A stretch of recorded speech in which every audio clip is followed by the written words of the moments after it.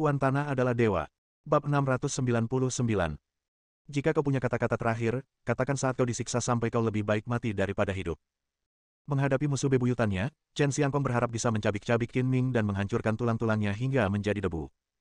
Ia tidak punya waktu untuk mendengarkannya. Telapak tangannya bergetar seperti guntur dan kilat, yang satu lebih cepat dari yang lain, menciptakan angin bersiul. Qin Ming cepat-cepat menghindar ke kiri dan kanan, lalu berteriak keras, "Aku tidak mengatakan ini sebagai kata terakhir, tetapi memberitahumu bahwa setiap kesalahan pasti ada pelakunya. Chen Tianzong tewas di tanganku. Aku akan membalas dendam sebanyak yang kau mau. Tolong jangan sakiti orang yang tidak bersalah. Aku tidak berpikir keluarga Chen yang terasing itu tidak memiliki integritas, kan? Kamu tidak berhak menghakimi keluarga Chen. Bukan tugasmu untuk mendikte bagaimana kami, keluarga Chen, bertindak. Beraninya kamu membunuh anakku dan memutus garis keturunan terakhir keluarga Chen-ku. Kamu hanya akan berakhir dengan kematian." Mata Chen Xiangkong merah, hatinya dipenuhi dengan kebencian yang besar, dan setiap serangan telapak tangannya dipenuhi dengan niat membunuh. Meskipun Chen Tianzong pantas mati, dia tidak bisa mewakili seluruh keluarga Chen. Aku percaya bahwa keluarga Chen bukanlah keluarga yang tidak bisa dimaafkan yang membunuh orang-orang yang tidak bersalah. Jika kalian ingin membunuhku, datang saja padaku. Qin Ming terus berteriak. Hari ini aku di sini untuk membunuhmu. Tidak peduli apa yang kukatakan, kau tidak akan bisa lolos dari kematian. Chen Xiangkong meraung marah, tidak ada orang lain yang bisa melakukan apapun. Aku ingin membalas dendam Tianzong dengan tanganku sendiri. Para pemuda itu, yang memegang pedang dan pisau, mengepung Qin Ming dalam formasi pengepungan, dan diam-diam menyebar di sekelilingnya untuk mencegah Qin Ming melarikan diri. Untungnya, halaman rumah baru Gu Qingyi cukup luas sehingga meskipun lebih dari selusin orang bertarung bersama, mereka tetap bisa melakukannya. Meskipun ada banyak tokoh yang bercampur, itu tidak berantakan. Semua orang bergerak cepat dan terampil, dan tidak ada yang membuat keributan. Di lantai 3 villa, Huo Nanling dan Xiao Yutong, menyamar sebagai Gu Qingyi, muncul di jendela, menatap ke bawah. "Saudari Qingyi, apakah mereka yang ada di bawah adalah musuh paman? Dari mana asal mereka?" Xiao Yutong bertanya dengan rasa ingin tahu. Dia tidak tahu bahwa Gu Qingyi di depannya adalah Huo Nanling yang menyamar, dan dia tidak melihat kekurangan apapun. Ceritanya panjang. Aku akan menceritakannya lebih rinci lain waktu. Mari kita lihat bagaimana reaksi Qin Ming dulu. Huo Nanling berkata dengan ekspresi khawatir, lagi pula, apapun yang terjadi nanti, kamu tidak boleh turun ke bawah, agar tidak mengganggu Qin Ming. Apakah kita hanya akan melihat paman ini diganggu dan tidak melakukan apapun untuk membantu? Kata Xiao Yutong. Selama kita berdua aman dan tidak mengganggunya, itu akan menjadi bantuan terbesar baginya. Huo Nanling memperingatkan, jadi kamu tidak boleh turun ke bawah dan menunggu dan melihat apa yang terjadi. Aku merasa kasihan pada paman jika aku duduk di gunung dan menonton pertarungan antara dua harimau tanpa melakukan apapun. Bolehkah aku menyemangatinya? Xiao Yutong terlahir sebagai orang yang gelisah. Memintanya untuk tetap diam dan jujur lebih menyakitkan daripada membunuhnya. Huo Nanling segera menutup mulut Xiao Yutong dan menggelengkan kepalanya, sambil berkata, sebaiknya kau tidak melakukan apapun. Qin Ming telah membunuh putra pihak lain, menyebabkan keluarga pihak lain punah. Perseteruan ini tidak dapat didamaikan. Terus terang saja, bahkan jika Qin Ming terbunuh, itu tidak akan cukup untuk melampiaskan amarahmu. Sangat mungkin amarah Qin Ming akan ditularkan kepada kerabat dan teman-temannya. Seberapa serius konsekuensinya, kau seharusnya bisa membayangkannya. Paman begitu kejam. Xiao Yutong tiba-tiba menyadari, tidak heran paman tidak mengizinkanku mengikutinya. Mengapa dia tidak menjelaskan masalahnya kepadaku? Alih-alih mengatakan apapun, dia malah mengancamku. Dia tidak menjelaskan dengan jelas demi kebaikanmu sendiri. Kamu tidak boleh membuatnya mendapat masalah. Huo Nanling juga bisa menebak alasan mengapa Qin Ming tidak menjelaskan semuanya dengan jelas kepada Xiao Yutong. Bagaimanapun, keberadaan keluarga tersembunyi bukanlah sesuatu yang bisa diketahui semua orang, jadi lebih baik menyembunyikannya dari Xiao Yutong. Saat keduanya berbincang di lantai atas, pertarungan antara Qin Ming dan Chen Xiangkong menjadi semakin intens dan sengit. Chen Xiangkong dipenuhi dengan kebencian dan amarah, jadi dia menyerang tanpa ampun, dan setiap gerakannya mematikan. Telapak tangannya secepat guntur, dan energi sejati berwarna putih kebiruan mengalir seperti kilat dan guntur. Ketika dia menyerang dengan telapak tangannya, terdengar suara guntur samar. Chen Xiangkong adalah tulang punggung keluarga Chen yang terpencil. Ia telah berlatih seni bela diri sejak ia masih muda dan pandai menggunakan telapak petir. Keterampilan telapak tangannya jelas merupakan salah satu yang terbaik di keluarga Chen. Namun, setelah pertarungan, Qin Ming menemukan bahwa keterampilan Chen Xiangkong tidak sebaik Tianxia. Meskipun Qin Ming membunuh Tianxia dengan mengambil jalan pintas, kekuatannya sendiri ada di sana, dan dia sama sekali tidak lebih lemah dari Chen Xiangkong, dan bahkan secara bertahap menang. Qin Ming telah melepaskan pedang peminum darah. Pedang itu, yang panjangnya lebih dari 1 kaki, bersinar dengan aura tajam dan tak terkalahkan, sehingga membuat Chen Xiangkong tak dapat mendekat. Namun, Chen Xiangkong tidak menggunakan senjata apapun, tetapi hanya mengandalkan telapak tangannya. Meskipun teknik telapak tangannya kuat, dia tidak berani menggunakan tubuh daging dan darahnya untuk menghalangi senjata yang kuat itu. Dia tidak dapat menggerakkan tangan dan kakinya, dan secara bertahap ditekan. Sebenarnya, dalam perjalanan ke kota Donghai, Chen Xiangkong telah belajar secara rinci dari Yulong tentang keterampilan bela diri Qin Ming. Meskipun dia tahu bahwa Tianxia juga tewas di tangan Qin Ming, dia tidak berani meremehkan Qin Ming, tetapi dia tidak berpikir bahwa Qin Ming bisa lebih kuat dari Tianxia dengan kemampuan sebenarnya. Sekarang Chen Xiangkong telah ditekan, dia akhirnya menyadari kekuatan Qin Ming.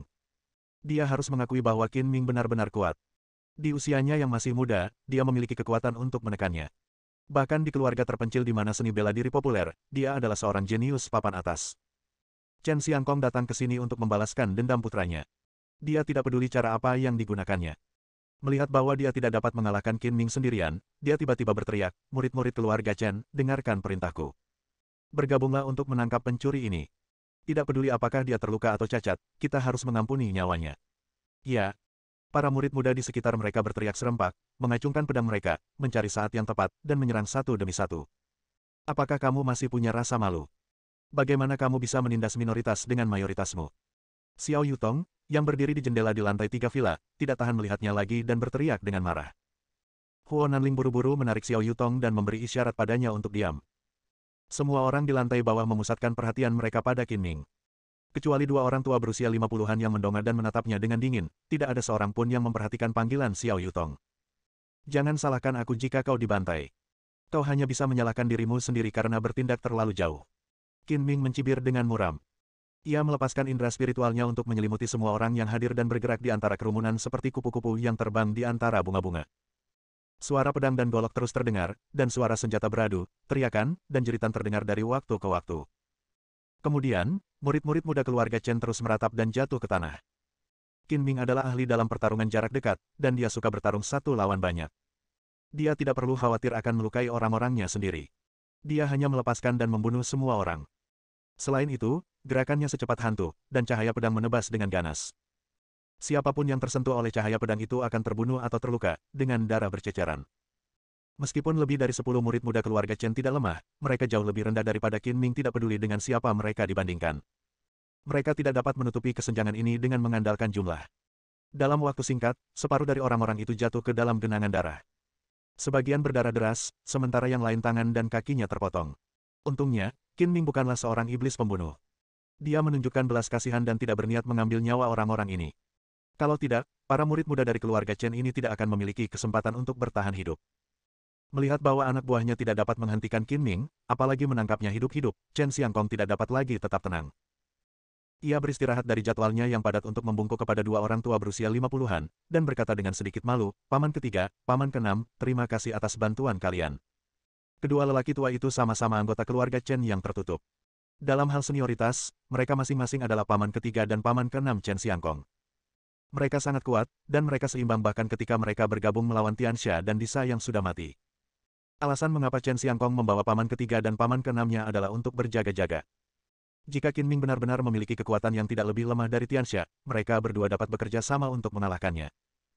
Setelah bertarung, Chen Xiangkong telah melihat dengan jelas tingkat kultivasi Qin Ming, yang lebih lemah dari Tianxia, tetapi lebih kuat darinya, jadi dia harus meminta bantuan paman ketiga dan paman keenamnya. Kau tidak bekerja keras sepanjang waktu, dan bahkan jika kau bekerja sama, kau bahkan tidak dapat mengalahkan seorang anak duniawi. Apa kau tidak malu? Minggir! Paman Chen berteriak dengan marah, dan dengan santai mengeluarkan pedang panjang yang bersinar dengan cahaya dingin dari bungkusan panjang di belakangnya. Pisau ini panjangnya sekitar 3 kaki dan 5 inci, dengan bagian belakang agak tebal dan 9 cincin besi di atasnya. Pisau ini disebut pisau 9 cincin, dan mengeluarkan suara gemerincing saat digerakkan. Wah, kau telah memusnahkan satu-satunya garis keturunan keluarga Chen-ku, membuat keluarga Chen-ku punah. Bahkan membunuh seluruh keluargamu tidak akan bisa menebusnya. Jika kau tidak ingin keluargamu menderita bencana yang menghancurkan, menyerah saja. Paman Chen berkata dengan sinis, menunjukkan dua latihan petir saat berbicara. Thunder Drill terlihat seperti mata bor, dengan warna perak cerah di seluruh bagiannya. Jelas terbuat dari baja halus. Sedikit lebih panjang dari belati, runcing di bagian depan dan tebal di bagian belakang. Ujungnya sangat tajam, dan bagian paling tebal di ujungnya berbentuk persegi, membuatnya tampak lebih cocok sebagai senjata tersembunyi. Orang-orang yang tidak mengetahui latar belakang Paman Chen kemungkinan besar akan tertipu oleh sepasang bor petirnya, tetapi Qin Ming tidak semudah itu tertipu. Dia mengetahui melalui sudut pandangnya bahwa ada 2 pasang bor petir lagi di tas harta karun orang ini. Ditambah dengan sepasang bor petir di tangannya, totalnya ada 6. Kebanyakan orang yang berlatih bela diri hanya akan membawa satu senjata yang umum digunakan, tetapi Paman Chen membawa 6 bor petir, yang dengan jelas menunjukkan bahwa itu lebih dari sekadar senjata. Tidak ada gunanya bicara lagi. Jika kau ingin membunuhku, kau harus menunjukkan kekuatanmu yang sebenarnya dengan tanganmu sendiri. Qin Ming berteriak dengan arogan, tapi aku harus jujur. Jika kau mati di bawah pedangku, kau hanya bisa menyalahkan nasib burukmu. Nak, jangan sombong begitu. Hari ini aku akan memberitahumu bahwa selalu ada orang yang lebih baik darimu. Hutang darah harus dibayar dengan darah.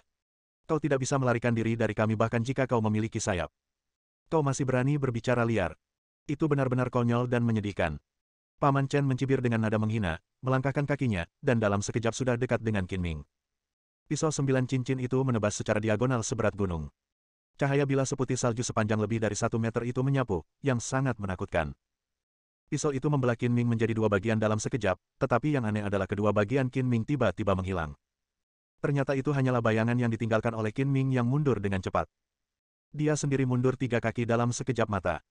Xiao Yutong, yang sedang menonton perkelahian di lantai 3, sangat ketakutan hingga keringat dingin membasahi sekujur tubuhnya.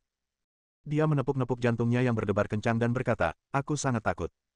Kupikir paman itu terbunuh hanya dengan satu pukulan. Tampaknya kedua orang tua ini jelas bukan orang biasa. Aku ingin tahu apakah paman itu bisa mengatasinya. Saya yakin dia bisa mengatasinya. Selama kita tidak menjadi sasaran orang-orang ini dan bisa mengalihkan perhatiannya, semuanya akan baik-baik saja. Huo Nanling sangat percaya pada Qin Ming, terutama setelah melihat bagaimana Qin Ming mengubah situasi yang hampir pasti berakhir dengan kematian ketika dia dikepung bersama oleh keluarga Chen dan orang-orang Nirvana akhir pekan lalu. Dia semakin percaya pada kekuatan Qin Ming, dan tahu bahwa bahkan jika dia dikalahkan, tidak akan ada masalah baginya untuk melarikan diri dengan aman. Bab 700. Anak terkutuk, cicipi dulu 3 pedang mematikan dari Tuan ke-6. Kalau kau tidak bisa melewati level ini, kau bahkan tidak punya kualifikasi untuk bertarung denganku, Tuan ke-6. Paman Chen berteriak, dan sambil berbicara ia menyusul Qin Ming. Pedang 9 cincin itu menebas terus-menerus dengan kecepatan kilat, dan setiap tebasan berakibat fatal. Pria ini tinggi dan meskipun usianya lebih dari 50 tahun, ia menua lebih lambat daripada orang biasa karena bertahun-tahun berlatih bela diri dan keterampilannya yang mendalam. Fisiknya yang kuat tidak kalah dari seorang pemuda. Ia menghunus pedangnya dengan cepat dan ganas, dan cahaya pedang yang ia tarik seperti busur bulan setengah lingkaran. Xiao Yutong, yang sedang menonton pertarungan di lantai 3 villa, bahkan tidak bisa melihat bagaimana Paman Chen Liu menghunus pedangnya. Dia hanya bisa melihat kilatan cahaya dingin, dan jantungnya tidak bisa menahan diri untuk tidak melayang di udara. Kali ini Qin Ming tidak menghindar. Ia mengetuk tanah dengan kakinya dan mengayunkan pedangnya untuk menghadapi serangan itu. Kilatan pedang dan bayangan pedang saling terkait dalam sekejap, dan suara logam beradu pun terdengar. Ketika Xiao Yutong melihat lagi, Paman Chen telah menyelesaikan 3 tebasan mematikannya dan berpapasan dengan Qin Ming, berdiri saling membelakangi dengan jarak sekitar 4 atau 5 meter. Karena Qin Ming menghadap ke arah villa, Xiao Yutong samar-samar melihat luka di dadanya yang hampir menutupi seluruh dadanya. Darah yang mengalir membuat pakaiannya menjadi merah, dan jelas bahwa dia terluka parah. Paman Chen Liu membelakangi villa, jadi Xiao Yutong tidak bisa melihat dengan jelas apakah dia terluka atau tidak. Dia hanya bisa melihat samar-samar bahwa pisau 9 cincin itu patah menjadi 2 bagian, salah satunya jatuh ke tanah, dan separuhnya lagi ada di tangan Paman Chen Liu. Tidak ada darah di tanah, jadi sepertinya dia tidak terluka.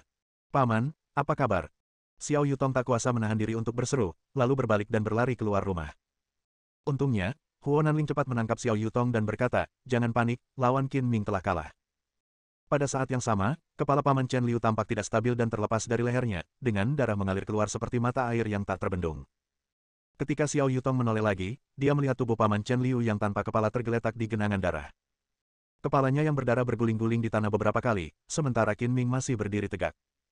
Semua orang yang hadir tercengang oleh apa yang terjadi di depan mata mereka, terutama Chen Xiangkong dan Paman Chen, yang hampir tidak percaya itu nyata.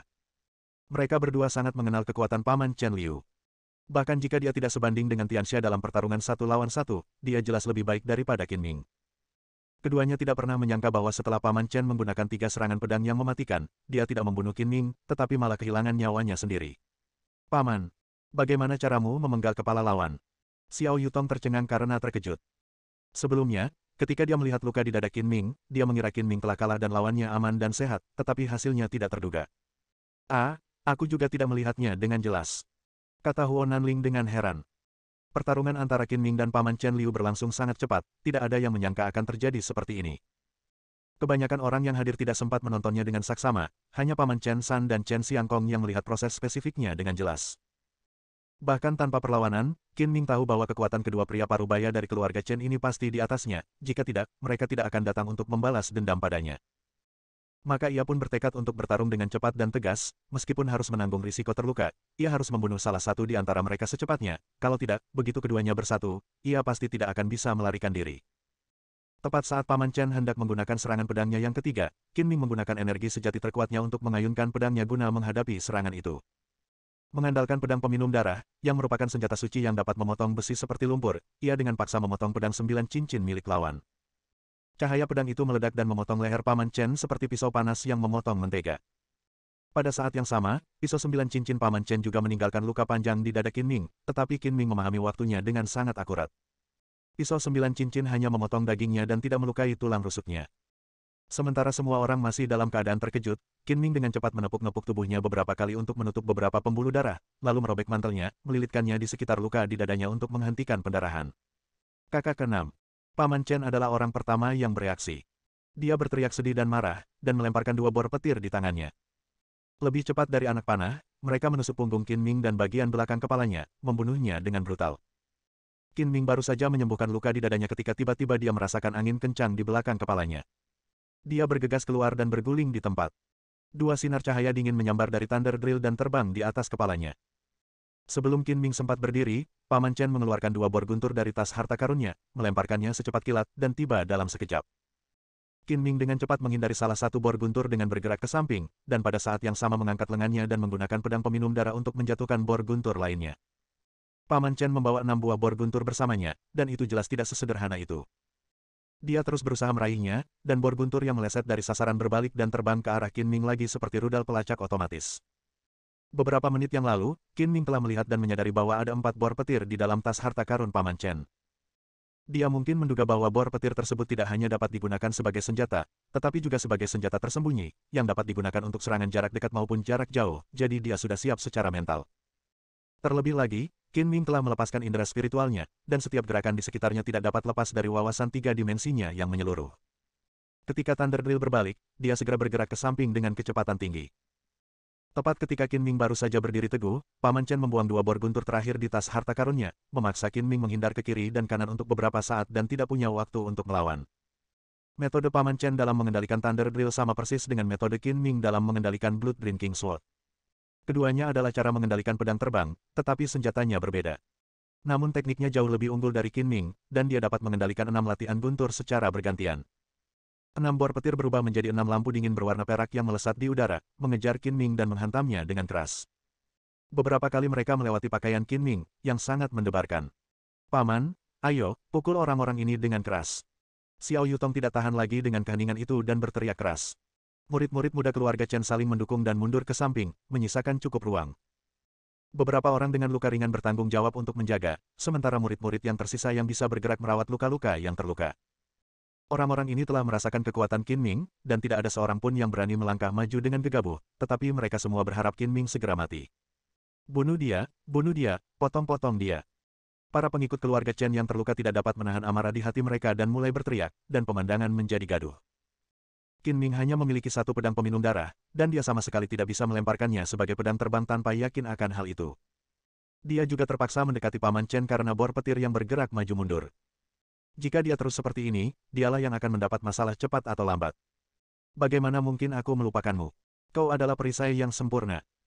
Mendengar teriakan marah para pengikut keluarga Chen, Qin Ming menyeringai, lalu menghindar beberapa kali lagi, seolah-olah tanpa sengaja mendekati para pengikut keluarga Chen yang sedang beristirahat di dekatnya. Swosh, wosh. 2 suara guntur pun terdengar, saling beradu, melesat hampir berdampingan, menusuk ke arah kepala Qin Ming. Kaki Qin Ming tiba-tiba berhenti. Saat hendak ditusuk oleh bor petir, dia membungkuk dengan kecepatan yang luar biasa. 2 bor petir melesat melewati rambutnya. Di depannya ada sekelompok murid keluarga Chen. Minggir.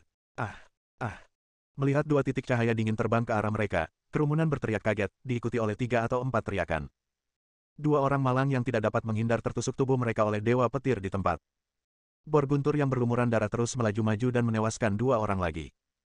2 bor petir dipaku ke tubuh pria itu, dan Paman Chen tidak bisa mencabutnya dari jarak jauh kecuali dia mendekat. Dengan cara ini, dia kehilangan 2 senjata tajam untuk sementara dan hanya memiliki 4 bor petir yang tersisa. Anak sialan, beraninya kau memanfaatkanku. Paman Chen sangat marah hingga matanya berkobar karena secara tidak sengaja melukai salah satu orangnya sendiri. Tentu saja, kesalahan ditimpakan pada Qin Ming, tetapi ketika ia mengendalikan Thunder Drill untuk mengejar Qin Ming, ia harus berhati-hati dan berusaha untuk tidak melukai orang-orangnya sendiri secara tidak sengaja. Berpencar, semuanya berpencar. Chen Xiangkong mengambil pisau dan melompat ke depan para murid keluarga Chen untuk mencegah Qin Ming mengambil kesempatan untuk menyerbu kerumunan. Ngomong-ngomong, dia juga bisa memblokir latihan petir untuk mencegah para murid muda ini terluka lagi secara tidak sengaja. Para pengikut keluarga Chen buru-buru menolong yang terluka, dan berhamburan seperti monyet setelah terjatuh, atau mencari perlindungan. Mari kita lihat berapa banyak orang yang bisa kau lindungi. Qin Ming menyeringai muram, melewati Chen Xiangkong, dan melompat ke kerumunan yang tersebar secepat hantu. Dia mengangkat pedangnya dan mengayunkannya ke bawah. Cahaya pedang menyala dan membunuh orang-orang di segala arah, dan darah berceceran. Qin Ming memiliki niat baik, dan karena orang-orang ini adalah perisai yang sempurna, dia tidak membunuh mereka, tetapi hanya melukai orang-orang di sekitarnya. Meskipun tidak ada satupun murid keluarga Chen yang dapat menandingi Qin Ming, mereka tidak akan duduk diam dan menunggu kematian. Mereka mengacungkan pedang dan melawan, menyebabkan kekacauan. Beraninya kau, berhenti. Chen Xiangkong meraung marah, melompat keluar seperti seekor citah, dan mengayunkan pisaunya untuk membunuh Qin Ming. Tidak peduli seberapa terampil Paman Chen dalam mengendalikan Thunder Drill, dia tidak dapat mengarahkannya dengan tepat ke Qin Ming di tengah kerumunan yang kacau. Dia sangat marah sehingga dia menggertakkan giginya dan harus terlibat dalam pertempuran jarak dekat, bergegas menuju Qin Ming dengan dua Thunder Drill di tangannya. Yang diinginkan Qin Ming adalah memaksa Paman Chen untuk bertarung dalam jarak dekat, sehingga ia memiliki kesempatan untuk membunuh lawan. Ia tiba-tiba mengubah arah dan bertemu dengan Chen Xiangkong, melukai yang lebih lemah terlebih dahulu untuk mencegah Chen Xiangkong bergabung dengan Paman Chen. Chen Xiangkong sudah haus darah. Dia menuangkan seluruh energinya ke pedang panjang itu, mengangkatnya ke atas kepalanya, dan menebas Qin Ming yang datang ke arahnya dengan kekuatan membelah gunung Huasan. Cahaya pedang sepanjang lebih dari 1 meter itu menebas dari udara, seolah-olah dia ingin membelah Qin Ming menjadi dua dengan satu pukulan. Sebelum datang, Chen Xiangkong telah berencana untuk menangkap Qin Ming hidup-hidup, membawanya kembali ke keluarga Chen yang terpencil, dan menggunakan segala macam cara kejam untuk menyiksa Qin Ming sampai-sampai ia lebih baik mati daripada hidup. Namun rencana tidak dapat mengikuti perubahan. Paman Chen Liu dan beberapa murid keluarga Chen terluka, dan Qin Ming tidak dapat ditangkap. Sekarang Chen Xiangkong hanya ingin membunuh Qin Ming dengan satu pisau, jadi serangannya sangat ganas. Melihat bilah pedang sepanjang lebih dari 1 meter itu jatuh, Qin Ming segera mengubah langkahnya dan melompat ke samping seperti bayangan. Dalam sekejap, bilah pedang itu menebas tempat Qin Ming tadi berada, meninggalkan bekas lekukan yang dalam di tanah, lumpur berhamburan kemana-mana, serta menimbulkan suara yang menggetarkan. Jika mengenai seseorang, niscaya orang itu akan terpotong menjadi dua. Kau juga ambil pedangku. Qin Ming bergerak ke samping dan mengayunkan pedangnya tanpa menunggu untuk berdiri tegak. Cahaya pedang yang tajam melesat seperti angsa liar yang terkejut dan menebas ke arah pinggang dan perut Chen Xiangkong. Bersambung.